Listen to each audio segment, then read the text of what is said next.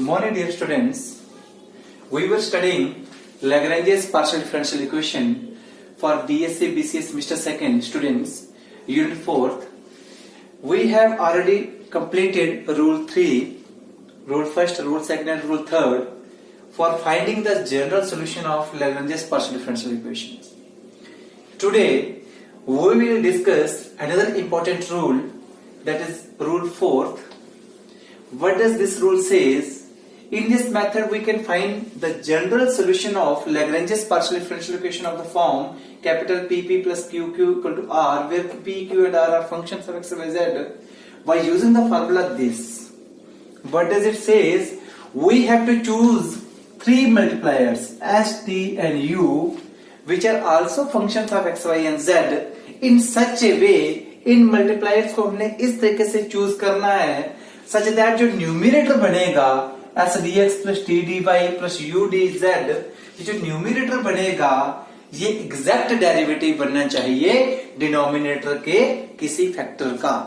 Okay, तो इस तरीके से हमने ये मल्टीप्लायर्स चूज करने हैं सच दैट जो न्यूमिनेटर बनेगा s d x plus t d Y plus u d z वो डिनोमिनेटर यानी कि p s plus q t plus r u का कुछ एग्जैक्ट डेरिवेटिव बने. क्या एग्जैक्ट डेरिवेटिव बनना चाहिए. देन जैसे ही वो एग्जैक्ट डेरिवेटिव बनेगा वो कोई फ्रैक्शन बन जाएगी. अब हमारे पास कितने फ्रैक्शन हो गए? टोटल 4. फिर हम क्या करेंगे? Then we consider two fractions. फिर हम दो फ्रैक्शंस को कंसिडर करेंगे. एक तो वही जो हमने मल्टीप्लायर्स की हेल्प से बनाई और दूसरी सुटेबली हम इन तीनों में से कोई एक चूज करेंगे. टू फ्रैक्शंस विच पहले तो वही आएगी जो मल्टीप्लायर्स की हेल्प से बनी and other suitably chosen fraction to get. तो सुटेबली चूजन फ्रैक्शन इन तीनों में से कोई भी फ्रैक्शन चूज करेंगे, डिपेंड करेगा हमें नीड किस चीज की है. वो करके हम दो फ्रैक्शन चूज करके एक ये वाली एक वो वाली सुटेबली, फिर उसको क्या करेंगे? फिर हम उसको सॉल्व करेंगे. Then we get the first independent solution of the given partial differential equation, that is Lagrange's partial differential equation. And what about other independent solution? The other independent solution can be obtained either by selecting another set of multipliers. वो हम जैसे हमने वो multiplier choose किए वैसे कोई another set of multiplier choose करेंगे. वही कंडीशन फॉलो करेगा कि जो न्यूमिनेटर है वो डिनोमिनेटर के किसी फैक्टर का एग्जैक्ट डेरिवेटिव बनना चाहिए, या कोई भी दो मेंबर्स हम चूज करें. देख के अकॉर्डिंग टू सिचुएशन कोई भी दो मेंबर्स को चूज करेंगे, उसको सॉल्व करेंगे, तब भी हमें सेकंड इंडिपेंडेंट सॉल्यूशन मिल सकता है. ओके, तो हम ट्राई करते हैं यहां से एक एग्जांपल की हेल्प से इसको समझने की कोशिश की करेंगे.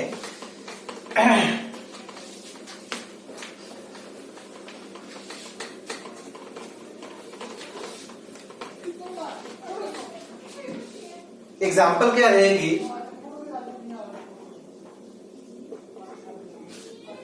Solve the partial differential equation PP plus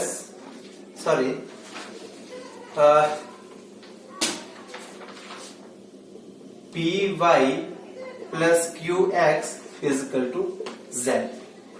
अब ये देखिए, अगर P का कोफिशिएंट देखिए function of x Y z, Q का coefficient function of x Y z और ये भी function of x Y z. कोई बोलेगा एक्स वाई जेड कैसे हुआ? मैंने पहले भी बताया x की पावर 0, z की पावर 0, y की पावर 0, z की पावर 0, x की पावर 0, y की पावर 0. तो वो function of x Y Z ही बन जाएगा. हम इसका सोल्यूशन निकालेंगे, जनरल सोल्यूशन फाइंड करेंगे. तो गिवन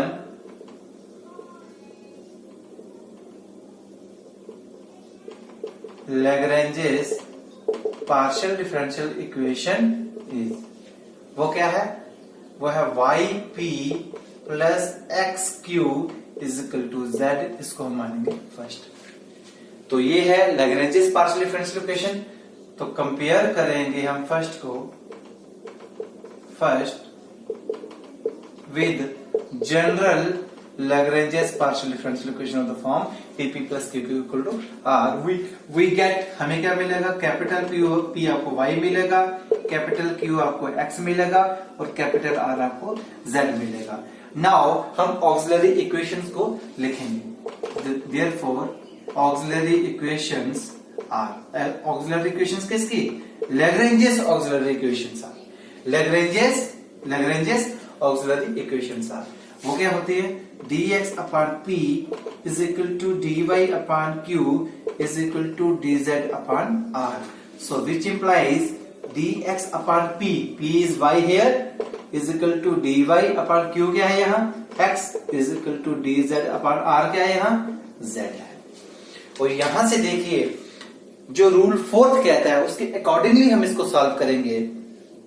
तो रूल फोर्थ कहता है कि हम क्या करेंगे, जो फर्स्ट इंडिपेंडेंट सोल्यूशन है वो हम क्या करेंगे, सबसे पहले कोई मल्टीप्लायर्स चूज करेंगे सच दैट जो न्यूमिनेटर है वो डिनोमिनेटर के किसी फैक्टर का एग्जैक्ट डेरिवेटिव बन जाए. और जो सेकंड इंडिपेंडेंट सोल्यूशन है वो हम कोई भी दो फ्रैक्शंस लेकर भी सॉल्व कर सकते हैं या सेम तरीके से मल्टीप्लायर्स चूज करके भी कर सकते हैं. तो कोई भी दो फ्रैक्शन लेकर चलें, हम कोई एक इंडिपेंडेंट सोल्यूशन निकालते हैं, मल्टीप्लायर्स के बिना निकालते हैं, पहले कोई भी दो फ्रैक्शन से निकालते हैं. ठीक है, चाहे आप सेकंड वाला पहले निकालो इंडिपेंडेंट सोल्यूशन, चाहे फर्स्ट वाला पहले निकालो, वो कोई इश्यू नहीं है. तो पहले मैं कोई भी दो फ्रैक्शन लेने की कोशिश करूंगा. क्या दो सिंपल फ्रैक्शंस लेने से, ऑक्सिलरी इक्वेशंस की फ्रैक्शंस लेने से क्या आपको कोई सोल्यूशन मिल सकता है? तो पहले मैं करता हूं, मल्टीप्लायर्स का मैं बाद में कर्सर लगाता हूं, पहले सिंपल लगाता हूं. ठीक है, ये है सेकंड. तो देखिए अगर मैं इनको लूं, बिल्कुल ये x dx वेरिएबल सेपरेबल हो जाएगा, ये y dy वेरिएबल सेपरेबल हो जाएगा. So you can easily integrate. But अगर मैं सेकंड और थर्ड की बात करूं, ये फंक्शन ऑफ z dz ये तो वेरिएबल सेपरेबल ही है, लेकिन ये y के साथ x जुड़ा हुआ है इसलिए इसको करना थोड़ा मुश्किल हो जाता है. तो इसलिए फर्स्ट और सेकंड फंक्शन लेंगे. Taking first and second fraction of second we get, क्या मिलेंगी वो फ्रैक्शंस आपको, वो फ्रैक्शंस मिलेंगे dx upon y is equal to dy upon x. dx upon y is equal to dy upon x. ये पहले और दूसरे फ्रैक्शन हमने ले ली. तो विच इंप्लाइज दैट, करो variable separable, x dx equal to y dy. तो on integrating we get integration x dx is equal to integration y dy, which implies x square upon 2 is equal to y square upon 2 plus constant of integration. तो which implies x square upon 2 minus y square upon 2 is equal to c1. तो 2 यहां से LCM आ जाएगा, x square minus Y square equal to c1. तो मैंने बोला constant means constant, चाहे वो 2 टाइम्स c1 हो चाहे c1 हो. तो देयरफॉर जो फर्स्ट इंडिपेंडेंट सॉल्यूशन है x square minus Y square equal to c1, ये आपका कोई भी दो फ्रैक्शंस लेने से ही हो गया, मल्टीप्लायर्स लेने की जरूरत नहीं पड़ी. अब सेकंड देखिए, अगर दो सेकंड और थर्ड फ्रैक्शन लेंगे या फर्स्ट और थर्ड फ्रैक्शन लेंगे तो कहीं ना कहीं ये तो वेरिएबल सेपरेबल होगा लेकिन यही नहीं होगा, ये तो होगा लेकिन ये नहीं होगा. इसलिए हमें क्या करना पड़ेगा, वो मल्टीप्लायर्स का कंसेप्ट अप्लाई करना पड़ेगा. तो हमें मल्टीप्लायर्स इस तरीके से चूज करने हैं सो दैट जो न्यूमिनेटर है वो डिनोमिनेटर के किसी फैक्टर का एग्जैक्ट डेरिवेटिव बन जाए. तो नाउ टेकिंग मल्टीप्लायर्स क्या लेंगे. अब देखिए अगर मैं ऐसे करता हूं 1 यहां मैं 0 ले लूं, जब मैं 0 लूंगा तो ऐड करूंगा x प्लस वाई का एग्जैक्ट डेरिवेटिव क्या बन जाएगा, dx प्लस dy बन जाएगा. तो इसको मैं 0 कर रहा हूं. टेकिंग 1 0 एज मल्टीप्लायर्स, तो each fraction of second is equal to, तो हर एक फ्रैक्शन क्या बन जाएगी, देखिए 1 0, तो बन जाएगा 1 into D x plus 1 into D Y plus 0 into D Z upon तो ये y 1 into Y plus 1 into X plus 0 into Z. चलो 1 into Y plus 1 into X plus 0 into Z, ये हमने मल्टीप्लायर्स लिए हैं। तो इसके बाद हमें क्या मिलने वाला है, तो विच इंप्लाइज, तो हर एक फ्रैक्शन इज इक्वल टू, वो तीनों फ्रैक्शन साथ साथ आएंगी, ठीक है, तो वो किसके इक्वल हो जाएंगी, वो हो जाएंगी dx प्लस dy अपान ये बन जाएगा x प्लस वाई और प्लस 0 z 0 हो गया। अब देखिए x प्लस वाई का एग्जैक्ट डेरिवेटिव बन रहा है न्यूमरेटर में dx plus dy।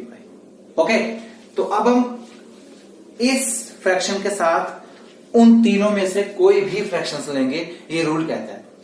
Now we have to do two fractions, एक तो ये वाली जो हमें मल्टीप्लायर्स की हेल्प से मिली, और जो बिना मल्टीप्लायर्स की थी, जो एग्जैक्ट ऑक्सिलरी इक्वेशंस की फ्रैक्शंस थी, उसमें से कोई एक सुटेबल लेकर चलो। अब देखिए x और y दोनों में इन्वॉल्व हो रहा है, दिस मीन्स हम थर्ड ले सकते हैं, dz अपॉन z ले सकते हैं। तो नाउ टेकिंग फ्रैक्शंस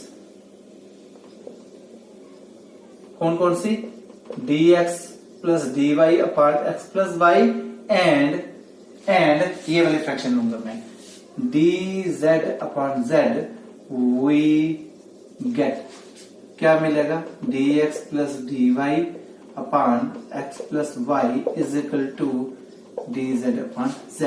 तो विच इंप्लाइज दैट, इसका डेरिवेटिव डिनोमिनेटर का डेरिवेटिव कहाँ आ रहा है, न्यूमिनेटर में। जब मैं इंटीग्रेट करूंगा, integrating both sides we get, तो वो मिलेगा integration 1 upon x plus y, यहां से dx प्लस dy और is equal to integration 1 upon z dz। तो न्यूमिनेटर का डेरिवेटिव आ रहा है, डिनोमिनेटर का डेरिवेटिव आ रहा है न्यूमिनेटर में, तो ये हो जाएगा log of x plus y is equal to log of z। मैंने बोला कि log में आपका सोल्यूशन आ रहा हो तो कांस्टेंट ऑफ इंटीग्रेशन भी अपने log में लेना, log c2 ले लूंगा, ठीक है। तो which implies that log of x plus y minus log of z is equal to log of c2, ठीक है। थोड़ा आगे सिंप्लीफाई करेंगे, वो क्या मिलेगा, इसके बाद मैं यहां लिख रहा हूं, तो which implies that log m minus log n, log m upon n is equal to log of c2 by taking anti-log both sides। यहां से anti-log और log कैंसिल हो जाएगा, x plus y upon z is equal to c2। तो ये आ जाएगा आपका second independent solution. So these are the two independent solutions. बाकी आपको पता ही है क्या करना है, फ्रॉम थर्ड एंड फोर्थ। तो फर्स्ट इंडिपेंडेंट सोल्यूशन कौन सा था, ये वाला, तो सेकंड कौन सा है, ये वाला। From third and fourth we get, अगर हम इसका नाम u रखें, u is a function of x y z is equal to c1 and v is a function of x y z is equal to c2 where u क्या लिया आपने, x square minus Y square and v क्या लिया आपने, x plus Y upon z। तो hence general solution of first is, जो given Lagrange's partial differential equation है उसका जो जनरल सॉल्यूशन क्या होगा, phi of u v equal to 0, that is phi of u क्या आपके पास, u क्या X square minus Y square, और v क्या आपके पास x plus Y upon 2 to 0, where phi is an arbitrary function of u and v. Hence, this is the general solution of the given Lagrange's partial differential equation. So, this is example which is based on rule 4th, that is type 4th. So there are so many examples. You can try it on their own. So this is the procedure. Okay, thank you so much.